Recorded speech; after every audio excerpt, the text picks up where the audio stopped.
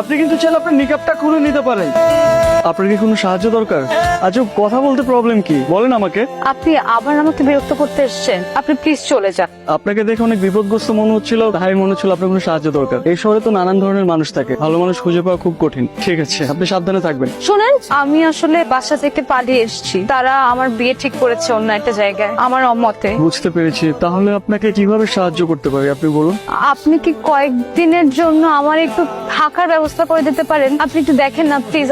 এভাবে মেয়েটাকে একা রাস্তায় কিভাবে ফেলে যায়? এই প্রথম কোনো মেয়েকে দেখে একটাকে এতটা ভালো লাগছে, তাছাড়া একটা মায়াও কাজ করছে। বাসায় নিয়ে যাবো? আচ্ছা, আপনি কিছু না মনে করলে আপনি চাইলে আমার সাথে আমার বাসায় যেতে পারেন।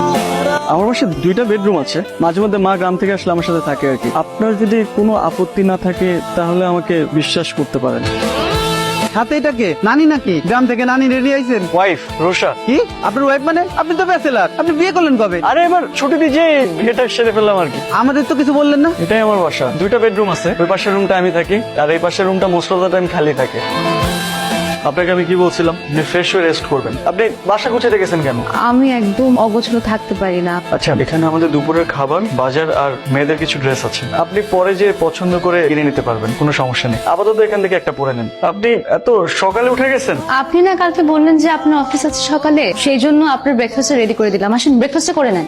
আপনি এত কিছু কেন করতে গেছেন? আমি তো সকালে খাই না। অফিসে যে চা অথবা কফি একটা খেয়ে নিই, ওটাই সকালের ব্রেকফাস্ট। আপনি হালকা কিছু খেয়ে নেন।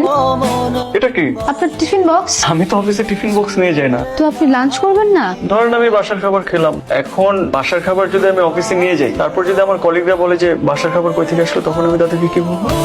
বলবেন আপনার মানে বলবেন না আপনি বাসায় একটা কাজের লোক রেখেছেন, সে রান্না করে দিয়েছে। আপনার কি মনে হয় আমি বাসায় একটা কাজের লোক রেখেছি? আপনি কিন্তু সবসময় একটা কথার অন্য একটা মিনিং খুঁজে বের করেন। আমি মোটেও ভাবে বলিনি। ফোনটা আপনি রাখেন, আর যদি কোনো প্রবলেম হয় আমাকে ফোন করবেন। মনটা কি বেশি খারাপ? লুকাচ্ছেন কেন? কিছু মানুষ মন খারাপ করলে তার চেহারা সেটা বোঝা যায়। আপনার প্রচন্ড মন খারাপ। মানুষের জীবনটা অনেক অদ্ভুত। আপনার জীবনে কখনো কখনো এমন কিছু ঘটনা ঘটবে, আপনি হয়তো সেগুলো কখনো কল্পনাও করতে পারেননি।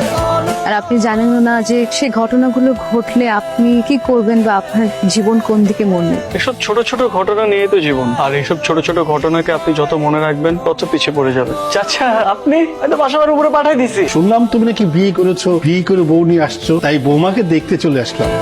তো বৌমা কোথায়? বৌমাকে ডাকো। রুষা, রুষা, রুষা।